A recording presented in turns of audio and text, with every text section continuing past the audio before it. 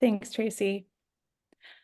Good afternoon to wherever you may be zooming in from. I'm Rachel Messerich, Programs Manager, Legacy and Editorial for the American Craft Council and the coordinator behind the American Craft Forum series. I'm so pleased to welcome you all to this American Craft Forum's program in association with our quarterly magazine, American Craft.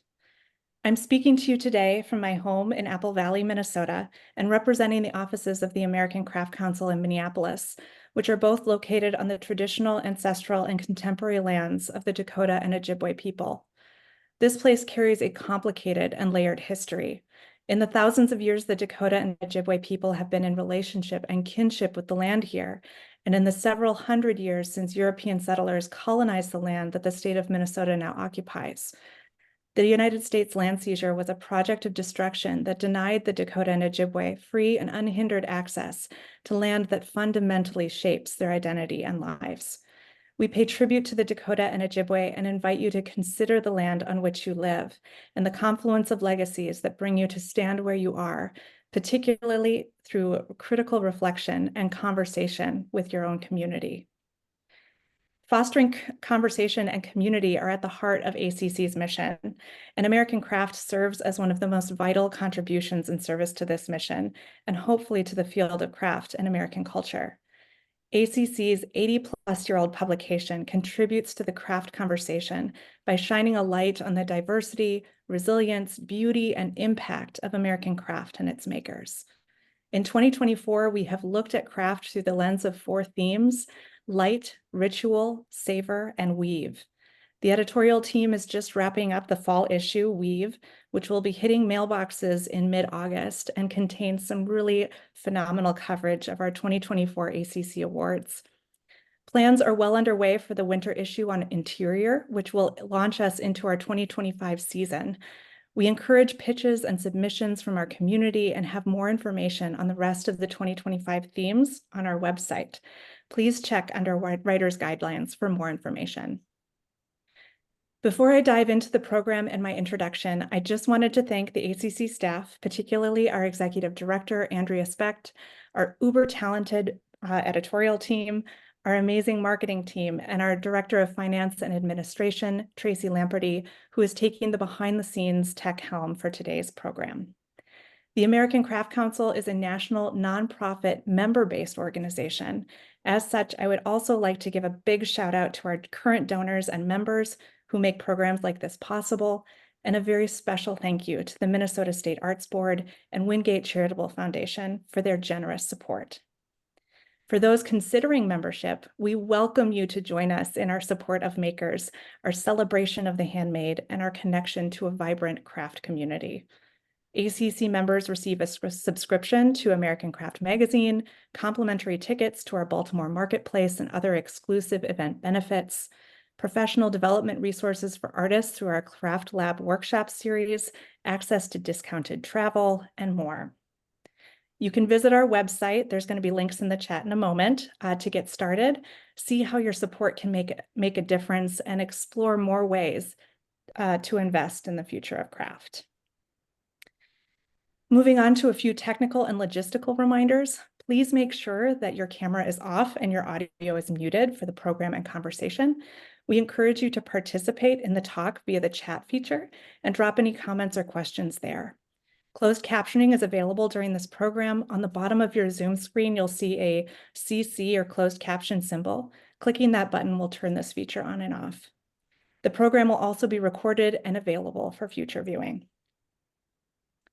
Today's conversation was inspired by Everett Noel's story in the summer issue.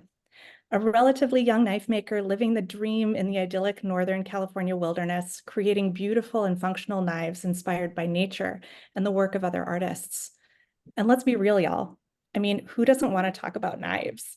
Not only one of the first tools in human history and its obvious culinary connection to our theme of savor, knives have become a ubiquitous staple in the modern kitchen.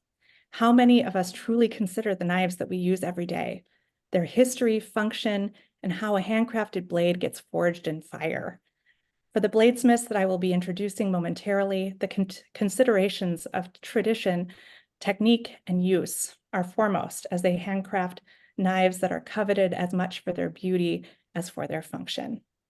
I am so pleased to briefly introduce our three amazing bladesmiths and conversation contributors, and of course, our fantastic moderator. Just give me a minute while I share my screen.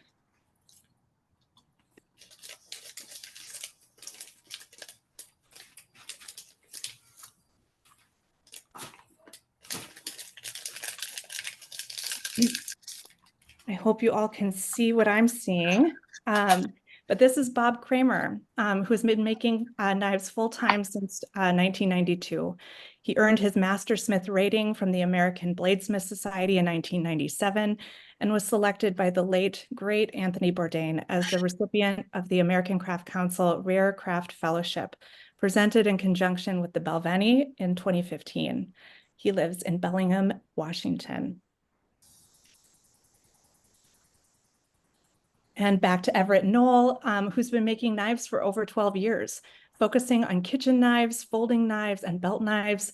He sources the wood from fallen trees and sculpts blades from solid pieces of steel. He believes that his whole life is part of the process. Cooking, time with family and friends, seeing art, surfing, and the knives become infused with all of it.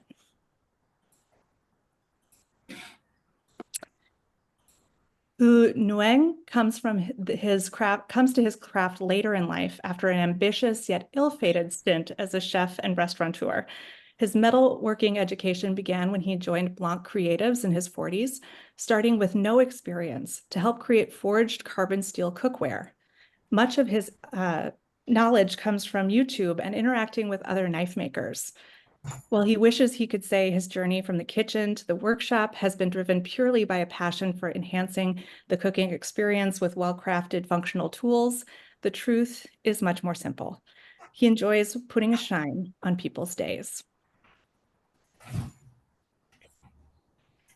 And finally, our wonderful moderator, Chef Vang, is a TV personality and highly decorated chef who currently is the owner chef of the James Beard nominated restaurant Union Hmong Kitchen, located in the Gray's Food Hall in North Loop, Minneapolis, and a second location in Uptown, specializing in Hmong cuisine. The stateless nomadic community's history reveals itself in its spicy, smoky, mouth-walloping cuisine, marrying influences from Thailand, Laos, Vietnam, and southern China. Though Minnesota is home to the largest diaspora of Hmong people living outside Asia, no brick and mortar restaurant has been exclusively dedicated to Hmong cuisine until Yia and his team of misfit cooks launched a Kickstarter campaign for Vinai, the Twin Cities' first brick and mortar restaurant devoted to the past, present, and future of Hmong cuisine. Vinai, at its core, is a love letter to his parents. The restaurant is slated to open later this year in Minneapolis. Yia's time is also spent in front of the camera with multiple projects, including competing as a challenger on Netflix's Iron Chef, Quest for an Iron Legend, hosting Food Network's Stoked, hosting the Emmy-nominated show Relish on PBS, currently in its 4th season, and most recently premiered his new thrilling cooking and culture series, Feral, now airing and streaming through the Outdoors channel. I'm going to stop sharing my screen. And I'm just going to welcome all of our speakers and invite them to turn on their cameras and unmute themselves. And I'm going to kind of kick it over to them, to Yia, to get this conversation started. Welcome all, and thanks so much for being here. Hey. Thank you, Rachel. I'm really excited to be here. When American Craft first asked me to do this, I was like, wait, I get to hang out with a bunch of knife makers? I'm like, yeah. And at first, I totally thought this was going to be like, we're going to be like in person. So I got super excited. And then they're like, oh, it's going to be, on Zoom. And then my heart sank. But then, I'm like, this is close enough. So, man, just to start, like, I'm a cook and I love knives. And I remember the first time I held a knife I was probably 8 or 9 years old. right? And my in our family in the Hmong culture, you don't go to the grocery store. Like you go to a farm and you either get a bunch of chickens or you get you get a cow or a pig, and I'll use the word harvest, but we all know what that means. And we just break it down. And I remember my dad gave me this like uh I think we've all known it. It's like a boning knife, and it has like that plastic handle. It's like I think it was like a white plastic, like Sandy safe, handle, and he literally was like, "This is how you break down around the tendon, around the muscles," and he starts showing me. And at age 9 or 10, I felt more comfortable holding a knife, breaking down you know animals than I did holding a baseball, learning how to throw a curveball. And I just thought this was normal, and I thought this was something that everyone knew how to do, and this is what people do. And as I got older, and as I got became a cook, and as I got into college, I realized that no, not this isn't part of everyone's life, and I feel super blessed. And so to say that I love knives is so it's not even it's not even it doesn't even hit what I'm trying to say. So to be here with these three artists, these craftsmen, I'm really excited.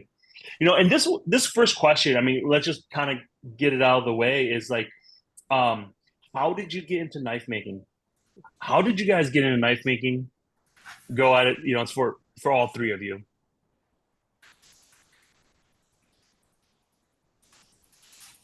I don't know. Let's say, Bob, you want to get this one first, or do you haven't? Sure. Happy to. So let's see. I worked as a chef or as a cook, really, at the Four Seasons. I was going to college, basic science kind of stuff, working towards an oceanography degree. And my knives got dull, and I had to learn to sharpen them. And it was a bit like a scavenger hunt. I couldn't find, so this is in the 80s. I couldn't find any good information. There weren't any great books. There were some really old books in the library on cutlery. And I just thought it was fascinating. Like, why can't I find somebody that knows how to sharpen knives? So it just became a personal scavenger hunt to find the dude or person who could say, here's how you do it. I mean, the Four Seasons is a really nice environment. We had 60 cooks in there, top-notch guys, and no one could just drive the tri-stone. Like no one could just step up. The chef in the charge of the garde manger was Japanese, so he could do it, but like he didn't really teach anybody, right? He was sort of aloof. Anyways, I started a sharpening business. It took me about 3 years to really learn how to sharpen well, such that I could travel from restaurant to restaurant and sharpen knives. So I did that for about 5 years. And, because I was the guy that walked in the back of the restaurant with my business card that said sharpener, I was the expert. So as the chef would give me a meat grinder plate or a pair of shears and say, can you sharpen this, or a Cuisinart blade or whatever, my answer needed to be yes. And if I didn't know how to do it, I needed to learn how to do it. And that eventually led me to think, how do I make a knife?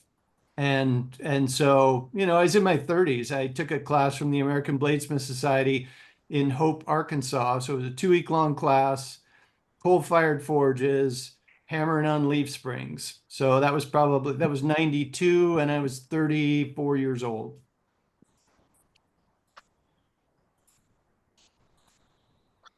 What about for you, Vu? Well, like it was said, I worked in a cookware company for a little bit, and we're making culinary tools like skillets and whatnot. And the owner, Corey Blanc, wanted to expand the catalog and include knives. And I just had an extensive career in culinary, the world with restaurants and chefing, and anybody who's in that world who always wants to make a knife. I thought that was a cool opportunity. So I volunteered and said, hey, I want to try and design a knife and add it to the catalog. And fortunately for me, I was in an environment that had all the materials and equipment and tools and a clear goal. to work towards and a budget to develop R&D for knives. And so I learned in a pretty controlled environment, and had a very distinct goal in mind, and learned how to do all the metalworking and learn how to use all the equipment at the same time on the job. At the same time, I didn't want to be limited to what was available at work. So, and I really wanted to learn more on my own. So I started investing in tools and equipment for my house, and started doing as a hobby on the side. And yeah, just went from there. I was with that company for about 7 years, and then decided I wanted to develop my own style and unique catalog and develop a brand, and go from there. So not just culinary knives, but also other tools like spatulas and like bench scrapers and spoons and all these other things that all encompass in a culinary field. Everett, how about you? I was into knives. I grew up out in the woods, so knives were always a part of my life. I would like have a pocket knife to carve sticks with. So like when I started drawing, I would always draw swords. And then when I started carving, I would carve swords. And then when I started like at like around 13 learning how to blacksmith just in a campfire, I would be making swords. So it's been part of my life the whole way. And then like in high school, I was like making knives and selling them on the side. And like in my math notes were always like had the knife sketches on the sides. Like it was just knives everywhere pretty much throughout my life. And I'm so grateful to be able to do it full time. Bob, talk to me about the first blade you've ever made. It was at the school. It was at the ABS school in Arkansas. Prior to that, I didn't, I used knives in the kitchen, but I never made one. So then, I went to take this class, and I'd never blacksmithed before. So we're forging in coal fires with leaf springs, and it was probably a 10-inch Bowie knife. Because, within that 2-week period, we were challenged to pass the American Bladesmith Society Journeyman's Performance Test. So that test is done with a 10-inch Bowie knife. So that's what they started us out forging, which is kind of ambitious because it's a big knife to kind of forge, but yeah. And it was ugly as hell. Yeah. I mean, it was just because you're learning so much stuff at the same time, right? You got to swing this hammer, figure out how to use coke, modified coal, not the other coke, but you're banging away on these things, and it's hot. Arkansas is hot, steamy. It's like 100% humidity. So it was an adventure. Do you still have that knife? No, I don't think so. Nothing was, my endeavor was to understand the performance. I was much more interested in performance. Like, what is the forging doing? What is the heat treat doing? What is this material? Why is this a good choice or bad choice for a knife? And, that test is pretty tough. You have to chop a 2x4 in half twice, still be able to shave with the knife, cut a 1-inch hemp rope that's free hanging from the ceiling with one swipe, and then bend the knife 90 degrees without it breaking. So, in 2 weeks to be able to accomplish that, like that, there's no kitchen knife that would ever pass those tests. I mean, chop a 2x4 in half twice, that's insane. You'd destroy the edge. So to have had all of the restaurant experience, and then even to make a very kind of primitive, crude looking knife that could do that, just kind of blew me away. It just dropped me in a whole new arena and thinking about what this tool could potentially be. Vu, for you, like, talk to me about when you started, knife making. Like, what's like the basics of a good knife? You know, I mean, like we know like it's, you know, you got your handle, you got your blade, you know, but for you, like what are the basics? I mean, like as a chef and a cook too, like, you know, we kind of know, hey, here are the basics of cooking, right? Because people always talk to me and they're like, oh, like it's kind of funny because at a restaurant when we make a burger, people like they feel like their mind is blown. They're like, oh wait, you know how to make a burger? And like, yeah, like there's basics of food that we also know how to do because people just think that, oh, you guys are rice and grilled meats, you know, and stuff. And I'm like, yeah, but I also grew up like knowing how to cook also overall. So there's like basics of food and cooking, you know. So for you, like what are the basics of a good knife when you're making a knife? I think right off the bat would be like geometry, Hmm. as far as the shape of the blade, and not from only in profile, to be effective of what its intended use is, but also in like, you know, head on, like its section, I guess, whether it's like a good angle that will cut through food and not wedge it. And ergonomics is also key, like designing the right balance of handle, something that if you're trying to reach a big audience, something that it isn't too sculpted to be indexed to specifically. And then, you know, things that you can't see are like heat treatment, which will affect like edge retention, so how long it will stay sharp when you're using it. And yeah, I think those three things, geometry, heat treatment, ergonomics, are the Hmm. basics. And you can just, obviously, you know, no one's reinventing the wheel here. It's just Hmm. redesigning different aesthetics of the same basic Hmm. shapes. So Yeah. that would be for me. Everett, oh, Everett, you know, I follow you on Instagram and I look at all the designs you have, you know, with the different knives you make, and they're like super awesome, right? They're great. You know, talk me through what's your process when you know, coming up with some of those designs. Because like, you know, some of them I look at and I'm like, oh my gosh, this is super cool. Like I feel like I'm in this different fantasy world. You know, I'm a huge Lord of the Rings nerd. I'm a, you know, Game of Thrones nerds, and sometimes I see those and I'm like, oh man, it could totally be in one of those shows. So talk me through your process when, you know, making a knife, designing a knife. That's really great for me to hear. I'm so glad you enjoyed.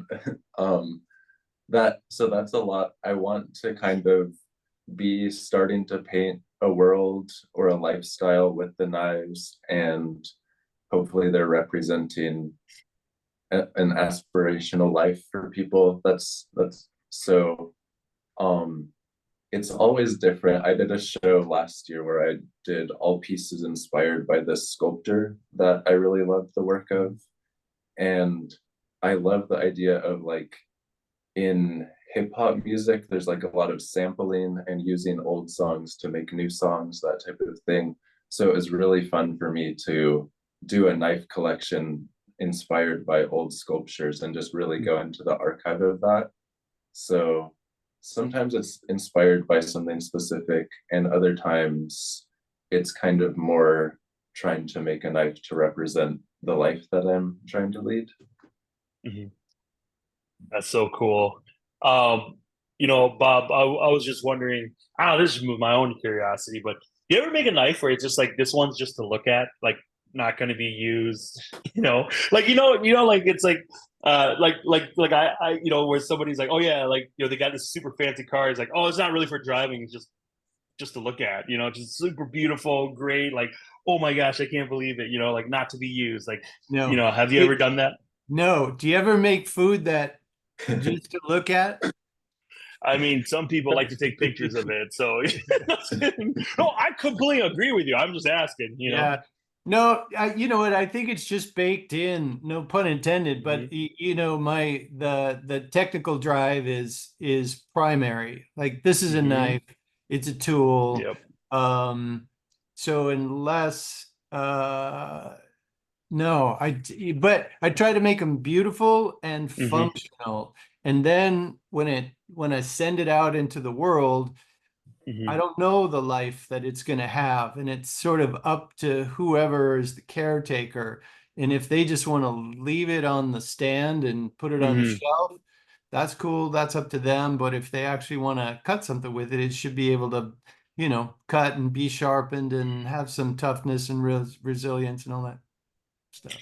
I know. I've I have a few buddies who are knife makers that have made me knives for the kitchen, and I remember like the first time using it, I'd be like, "Oh, I'm so sorry," like because it's so beautiful. I'm like, "Oh," but then Yeah. one of the greatest thing Nate said to me was, he's like, "That's what it's meant for," and I'm like, "Oh yeah, like what am I doing?" Yeah. Vu, for you, what was that like? What was that transition like from working in the kitchen, being a chef, working with kitchen equipment to being like to moving to being a knife maker? Did you feel like there was like a risk in doing that? Is it something where you felt like, okay, like this is really what I'm passionate about, what I want to do? Yeah, I mean, I'm always interested in learning new things and not being stagnant. But Mm-hmm. the working conditions are very similar from being in the hot kitchen to being in front of a forge. And you're on your feet all day and it's not comfortable. Um, but the time frame is a little bit different. I mean, it's the restaurant, it's so fast and it's immediate. And you get immediate gratification from the results of your product when you're Mm-hmm. feeding people. And that whole world also with like ingredients Mm-hmm. being time sensitive, it's really stressful. And I find like knife making to be much less stressful. It's you can take your time with it.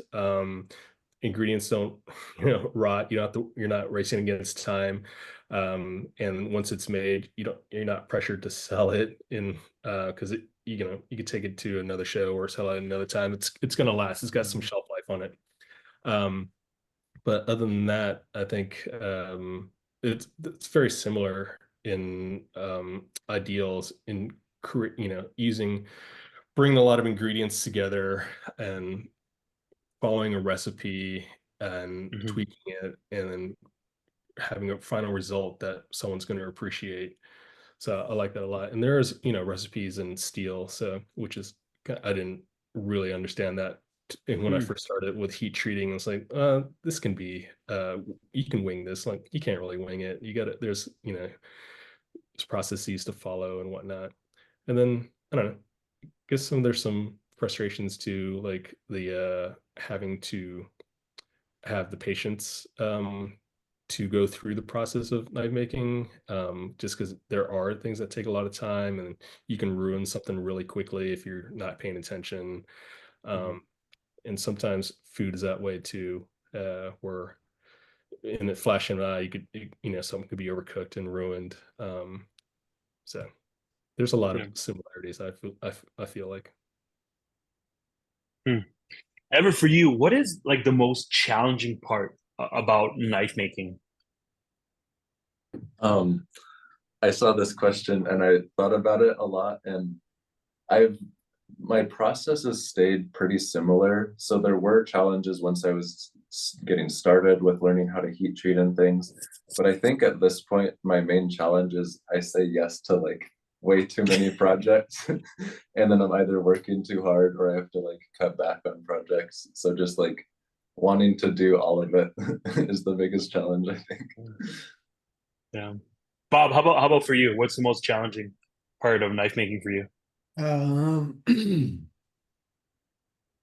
What's a good question? I think it's reaching out into an area that hasn't been explored much and being willing to fail over and over and just accepting that you're in new territory and that, you know, you you just don't know what to expect. So it's um the willingness to fail. And when it fails, even if you've got a week into it, that you just go, okay, well, what did we learn here? How do we reincorporate that? How are we gonna, take another run at this? Is this possible to just reevaluate and then just be okay with that time? You know what I mean? Mm. Yeah. Yeah. Well, you were actually talking about heat treatment on knives. Like I like to hear a little bit more about that. Like what did you mean by that? I wanna kind of double click on that a little bit.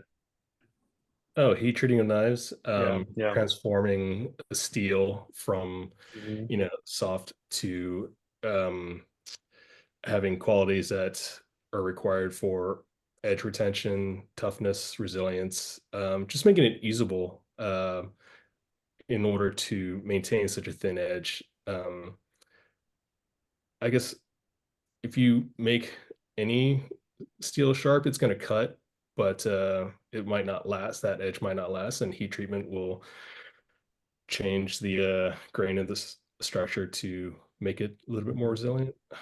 All these like Mhm. really technical stuff that I'm not really well versed in. I sort of know it, but it's beyond me. I think someone like Bob would probably have the technical verbiage to explain it a little bit better than I can. But it is just like transforming because steel has many phases. Mhm. It's sort of like making a cake. Taking all the ingredients and you have to go through a process of heat to change the molecular Mhm. structure in order to have a little Mhm. bit of stability. So it's Yeah. stuff like that. Bob, do you mind breaking that down a little bit for us? So heat treatment, you can get a PhD in heat treatment. So we're to kind of make it super easy, but I mean, you know, it it used to be that the bladesmiths were considered very close to the king or either sometimes outcasts because what they could do was transform dirt, black sand, into a product, steel, which is complicated to do, and they're cooking it in a furnace. They're generally working sometimes at night, sometimes with a moonless night, so they can see the colors of the steel very carefully. And they're often dirty. Sometimes in some cultures, they would actually recite, let's say, a prayer because there's a lot of Mhm. resources. There's time, materials like charcoal, and the time that it took to make the steel. So as they're heating and quenching or pounding this stuff, sometimes they might recite a prayer in hopes that this tool would actually survive heat treatment. And the prayer might be long enough, like you're timing an egg, right? Mhm. So maybe this is a soft-boiled egg and your prayer is whatever, 3 minutes long for your soft-boiled egg. But if you say that prayer the same way each time, that soft-boiled egg is going to come out the same. You may think it's the prayer, but in fact, it's physics and it's time. And so the heat treatment is crucial to be able to transform this material, this very basic material of iron and carbon, which is what steel is made of, into something that's um, not brittle, but hard and can take an edge. And I mean, the technical side of it we could get into if you want to, Mhm. but essentially you're taking it up to a certain temperature, allowing the carbon to go into solution. So imagine dumping sugar into, let's say, a glass of iced tea. That sugar is not going to dissolve right away. The carbon needs to Mhm. dissolve in the steel. But the confusing part is it's solid. You would say, how can it dissolve?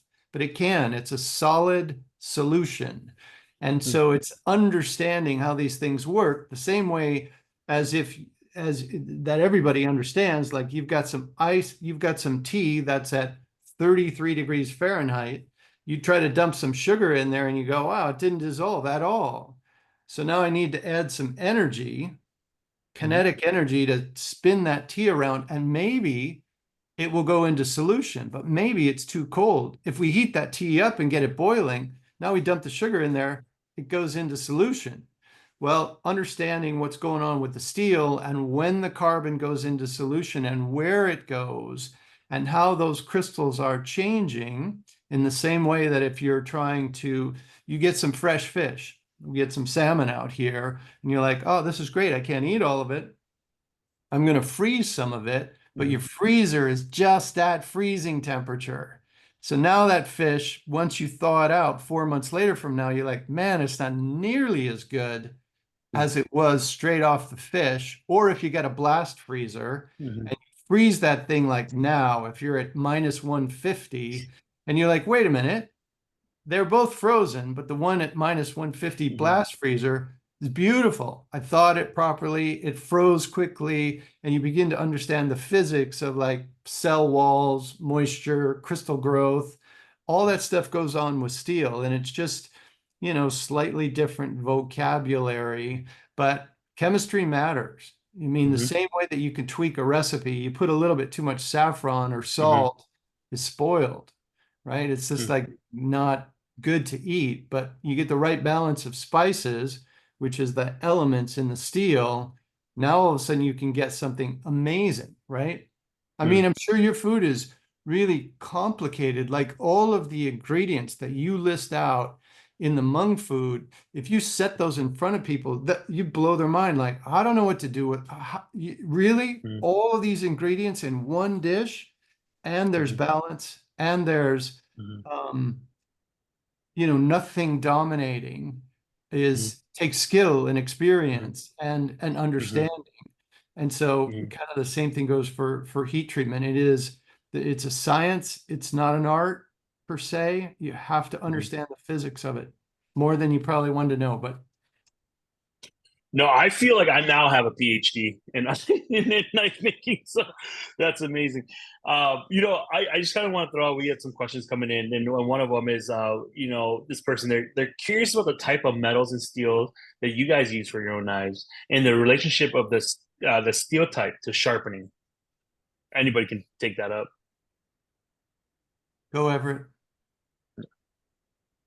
My personal preference is carbon steel. There's carbon steel and stainless steel is the main two options. And for me, it's easy to work with. Um, and then it's easier to heat treat. It's less involved generally. And then once you polish the steel up, each time you use the knife, it leaves a patina on. So depending on how the person has used the knife changes over time. So you can see knives that people have been using for years and years and see the use inside of them. And it makes it feel like it's a living object more than just something that is a static tool. Everett, what kind of steel do you use? I do O1 mostly. It's just so simple to work with. I want to start messing with Hitachi steel, and 52100 are my next on the list. How about you? I mainly use 52100, 15N20, and 1080 in the Damascus, but we also make steel in the shop. So I can do a micro melt, a kilo of steel in about 20 minutes. So then we're cooking up our own recipes. So I've made knives out of M2 and F2, steels that were popular like in the World War II. Some interesting steels were made, but they're not like any product. There needs to be enough of a demand for a steel company to actually pour, because a pour is like 100,000 pounds. So it's a lot of steel to move. If it's not popular, then it kind of goes away. You know what I mean? It doesn't necessarily, even if it's better technology, sometimes it'll go away, sort of like beta on video, right? Like it was cool technology, but it went away because it wasn't popular. So, but mainly 52100 is if I'm just going to do a straight carbon steel kitchen knife, that's what I use. Ooh, how about you? Oh, Yeah, 52-100 as well. And I think I might have gotten that from you. Or I mean, that's a lot of people are using that, and just or the high carbon content, or the just, you know, I don't know. It's easy to work with. It's nice.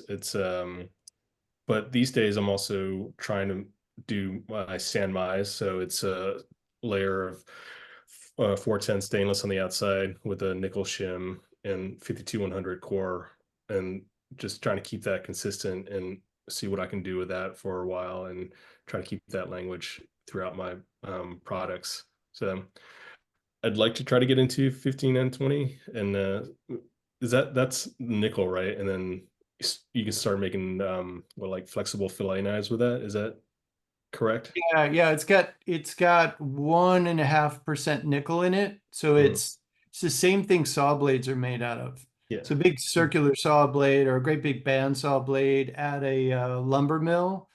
Those blades are made out of 15N20 because nickel makes it super tough and durable. But it also adds a little brightness. So the Damascus, the shiny layers, the bright silvery layers are generally 15N20. And are you forging your Sanmai? I am. Yeah. Uh-huh. You know, there's a question that came in. Are there some high carbon stainless steels out there? Sure. Yeah, absolutely. So carbon steel is a little bit of a misnomer. So steel has to have carbon in it. Mhm. So one delineation can be straight carbon steel, which basically means there's not a lot of alloys in there, or stainless steel. Now that stainless steel can be separated into like the stainless steel that's on your fridge or appliance. That doesn't have much carbon in it and it's not hardenable. But if it's a high carbon stainless steel, that means it's hardenable.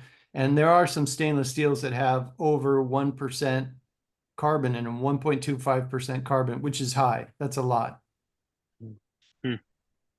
So hey, let me ask this question because in the food world, the word there's these like I call them like sexy terms, you know, where people put it on there just so they're like, oh cool, like the word wagyu, like everything's wagyu this, like oh yeah, this wagyu burger, you know, and you can bump in an extra $5 or whatever you want to call it, or you know, even the letter A5, you know, whatever. I feel like in the knife world, the word Damascus is everything, right? Like I hear that everywhere. Like, what is the percentage that's truly Damascus, you know, like Damascus steel? Because, you know, you can go online, type in Damascus steel on Amazon, and there's all these knives that show up. Like, you know, is it truly Damascus, or is it, how do you fall in that category? One of you guys want to take that?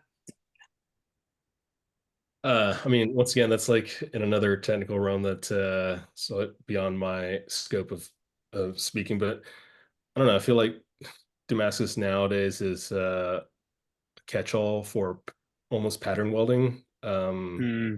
And I don't know if it has to have a certain number of layers and but I think it's primarily an aesthetic choice now. I think it might used to be an economic choice of trying to extend steel by mixing it with other ones, but also maybe a physics choice by um, toughening an edge with a softer spine, maybe in like in swordsmith or axe making, that kind of thing. But as far as what is legitimate Damascus, I don't know. I don't know what is legit or not. So I've never worked with it. I've never. I mean, I think I would try to make some Damascus just to learn how to do it and see the process just to improve the skill. You know, now that I have um, like forge press, it would be cool to experiment with that. But so right now I've just learned how to do Sanmai, which is just 3 layers. So now just take my steps from there.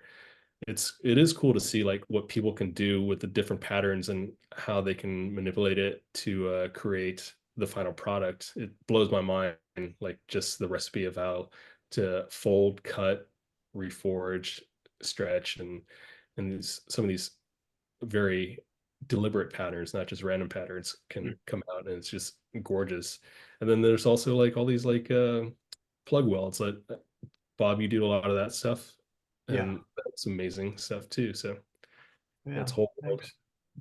So the Damascus umbrella term, if you will, kind of covers two different things. One is pattern welding, which is laminating different materials together, forge welding them together, and then twisting them or upsetting them or whatever to create a pattern. And then there's another type of steel that was made about 1500 years ago that's called woots.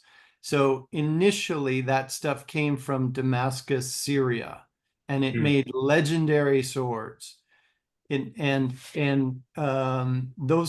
swords were highly revered. They would cost what a house costs today. So, you know, it would be a tremendous investment for a warrior to have. And so they got this reputation for being tough and durable. The pattern welding stuff came out of the fact that it's very difficult to control steel manufacturing in a primitive approach. So this isn't a fair analogy, but it's a little bit more like cooking on a wood stove as opposed to cooking in an electric or a dual fired oven, right? Where you can just set it and kind of walk away and know that you're at 375.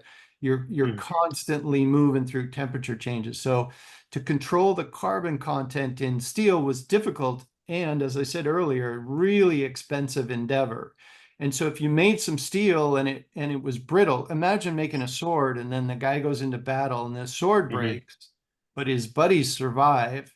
They're going to come back and pay you a visit because his sword broke, therefore he died. And so bad situation.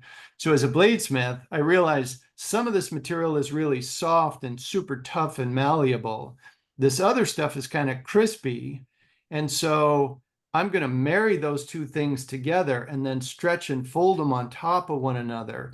And now I'm beginning to homogenize those two materials and give strength to the crispy stuff with the more tough and durable stuff. And in doing so and finishing it, you begin to see patterns in it. And then you think to yourself, wow, at the beginning of the process, if I manipulate or if I change how I manipulate this stuff, I can induce a pattern. I can induce a design. So then if I get a commission from the king or, you know, one of these really great warriors, like I'm going to show him my stuff. I'm going to throw it down with this pattern and put in twists or whatever. But Damascus is kind of a big term. And in answer to your original questions, lots of the stuff that you see on Amazon is Damascus. It's pattern welded. It's the thing is that the market is so huge and that, you know, these plants in China and Taiwan and Japan and Germany have the capability of cranking this stuff out and making giant sheets of it. And then, you know, you can laser cut or punch out shapes of knives, and then they kind of go on from there. But yeah, there's a lot of it out there, and there's very few fakes because the fake is an etched design that's on the surface, almost like a laser pattern, right? And it's just surface. And if you ground through that, the pattern would disappear. But most of these knives, even if they're inexpensive, they're actually laminated. It's awesome. I feel so educated now. Everett, there's just a question specifically for you here, actually. Well, you know, out of your folder of knives, you know, what's your favorite blade shape? You know, drop point, clip, straight back, etc. Out of folding knives, I have this one here this is like my favorite knife I made. It was for a show I did last year, and maybe a little bit of a drop point, not too much though. It has brass on the handle and carbon steel. Yeah, that's a fun one. That one is my Muse folder. Awesome. And then it's for all of you. Are induction forge in use among any of you three that you know, and other blacksmiths?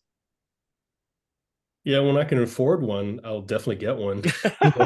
It's just one of those tools that are really cool to be able to use with controlled heat. It'd be nice. It's just beyond my budget right now, but I'd love to. I'd look forward to adding that to my tool set. I've got one. I have an induction furnace. It's not a heater, I guess I'd call it an induction heater. It's really useful tool. It's a very cool tool. Everett, how about for you? I have a propane forge and a kiln that I use right now. And the kiln is so nice to be able to type in the heat treat number and it brings it up and it's consistent. So I'm pretty satisfied with that for now. You know, we've been talking about like the technicality of, you know, making knives and, you know, digging into the science of it. And I totally understand as a cook, there's like the technicalities of cooking and the science behind it. when, I don't know, it's kind of a question I always ask myself stuff is, when does it become like a craft and art, right? For you guys, like how do you change that? Or does it, is it always science? Because I imagine back in the olden days, right? Back in the day where, they didn't understand how the carbons worked or all that stuff. I think of my parents growing up in the mountains of Laos. Like, did my parents know that, oh, by putting these flavors together, like, like we were going to be able to create these flavors?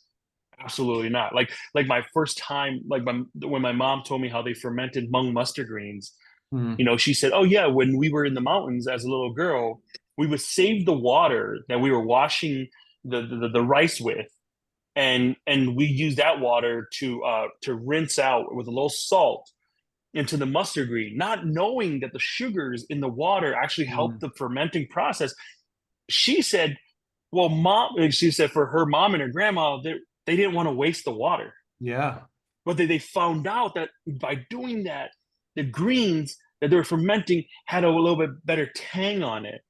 But and I tried to explain to her, I'm like, Mom, well that's chemistry right there because of the sugar. And she looked at me. Yeah, my mom doesn't speak English. She doesn't know science, and she just looks at me. And she's like, okay, well, we just didn't want to waste water. Yeah. And so the same thing when she was telling me that they were growing these mustard greens and they need them to grow bigger, and they would crossbreed the seeds together so that they would grow a certain length and height. And she didn't like that's bioengineering in a way, but she's like, oh, we just thought that crop looked really good and that crop looked really good, so we just saved the seeds together. It wasn't science. There was a craft to it, and for you guys, like, talk to me a little bit more about the craft side of it, because like the science stuff we can all read and Google and figure out, but talk to me more about the craft. I want to hear more about that. For me, I think it all comes from the desire to work with my hands and produce something. The question of whether there's between art and craft, I don't think so. It just like flows into each other. I wouldn't say it's interchangeable because there are some nuances, but there really is no difference, or do I find it necessary to differentiate the two. But yeah, I think I wanted to learn the craft of it first, but in learning that craft, there's a lot of science knowledge to acquire in order to better yourself and make informed decisions on your process and for the future, the road that you're heading down. So yeah, I don't know, that's my take on that. How about you, Everett? This is a interesting topic for me for sure. I think my definition of art is probably more broad than most people's. Like, I kind of think of everything that's done consciously is art, because it has an artistic decision behind it, how the handwriting looks, everything. And then craft is more about creating an object with your hands. And then when my knives feel like they turn into art for me is when there's somehow a lifestyle incorporated, or it's I'm really excited about this next project that I'm doing. I'm going to be building like kind of a living space and some like clothing and knives, and that will be a full artistic expression. That's what's exciting me the most. So kind of proposing an idea for living as a piece of art. Yeah, that's what I'm excited about. How about for you, Bob? So I think there's a continuum between craft and then art, and I don't think that there's a hard delineation on that continuum. But I think craft can exist just as craft, just as a tool maker, and you can make some really incredible tools. I see art as a more transformational experience. So it's either the transformation of the artist with the work, which is possible in craft, or the observer and the art. And so, but it often takes the artist that I see them more like a like an explorer, like a psychonaut. So you actually have to first imagine it in your head. You have to be able to go someplace where no one's gone before. Hmm. You're going to a place that no one has thought of this thing before. And then once you have the vision, then you can create it. There's the craft that comes in, that you make this object and then you present it. And when people see it, they go through a transformation. They see what they think it is, and then they're like, oh, wait a minute, hold on. It's like the first time I saw a James Turrell exhibit. And James Turrell works in a lot of light. He works with light, basically. And a friend of mine said, you got to go see this exhibit in Seattle. And this was early 80s, and it was like $2 to get in. And I had to walk up this long flight of stairs in this old building. No one was there. And I walked into a room that was 60 feet long. It was just painted gray. It was really kind of rough wood. It was like an old warehouse. And at the other end, there was a black square, looked like it was painted on the wall. And I thought, oh man, really? You guys I just got hosed. Like, this is not, this is silly. I go, well, all right. So there's no one else here. And I'm looking at it, it's 60 feet away. And I'm like, it's really sharp. Like, that's a really sharp square. And it's very, very consistently black paint. That's kind of cool. So, oh, hell with it. I'm going to walk to the end of the room. And the closer I got to the square, the more intrigued I became. And I thought, what is that thing? And then when I was about 4 feet away, I realized it's a hole in the wall. It's a negative space with no light. So my mind flipped, and it completely transformed what I thought it was. And I had to walk all the way back to the other end of the room and observe and appreciate what the artist had just done to me. So that's kind of how I see art. Like, can you make a thing? Can you go to a place psychologically where no one else has gone? Can you think of a thing where no one else has gone, and then actually build and execute so that they have that experience? And I think it's possible to provide a transformational experience by making a tool that is so good that somebody looks at it and goes, oh, it's just a kitchen knife, nice piece of wood on there. They pick it up and they use it, and they have a thrill, an excitement, a connection with the tool where you are transformed, and you think, well, I want this tool. Like, I want this feeling. Or perhaps when people eat your food, they look at it and they maybe project, oh, I think it's going to taste like this, and then they eat it. They get this explosion of experience, of taste and texture, and a long lingering complex of flavors. It's like tasting a world-class wine, and at first you taste it, and then you get another hit and another hit and another hit, and the finish just keeps coming. That transformation often lives very long. Like, someone could eat at your restaurant and think back on it years later and say, do you remember that soup we had? It was mind-blowing, like a small bowl of clear clam soup that I had in Japan that was like, I don't know how they did this, but that's what I'm looking for in art. That's amazing. As we're kind of wrapping up right now, first and foremost, I want to thank you guys all for joining us. All the viewers for joining us, and you three. Is there, like, if I'm a young, knife maker that I want to get into it, what is the one piece of advice you could give me? If I was young, I want to get into this, what's the one piece of advice you can give me? Everett, you are the youngest one out of all of us, so I'm gonna ask you first. Oh man.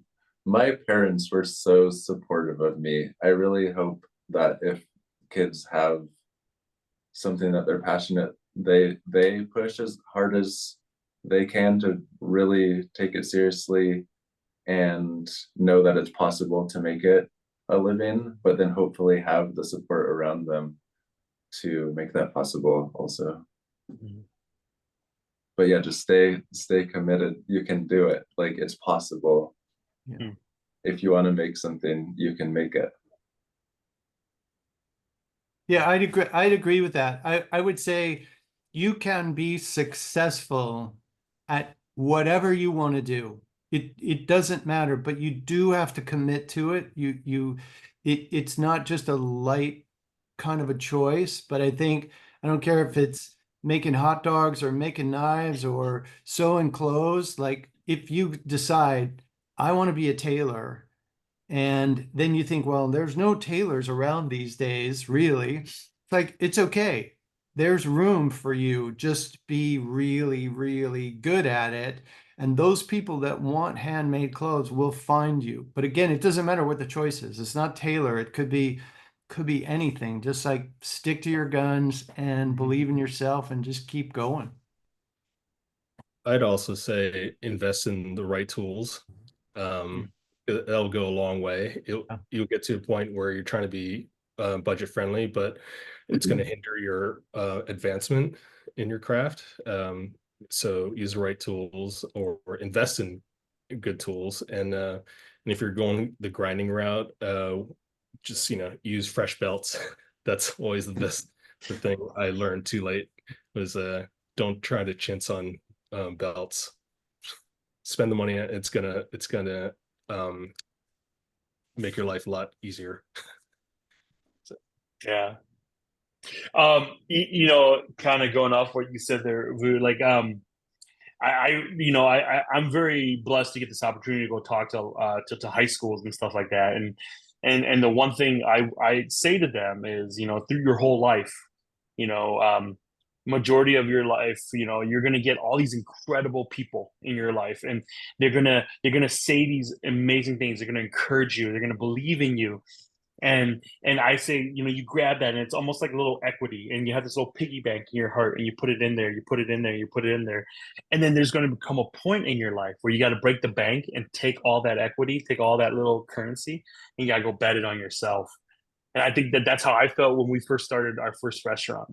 Like I never thought that I'd do this, and it blew me away the first time the first order came in and somebody ordered something, and I'm like, because I always cook for my buddies for free, whatever, it's like college buddies, right?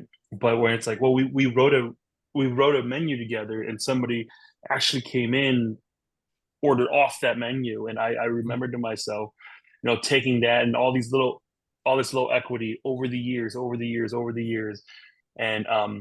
to be able to be where we are. So I feel super blessed, and that's my biggest thing that I remembered too. It's like, if I'm going to do this, I'm not alone. That there's this legion of people behind me that's going to be supporting me, that's going to be behind me. So, well, I think we are at our time here. And so I want to say thanks to everybody. And I think Rachel is going to come back here.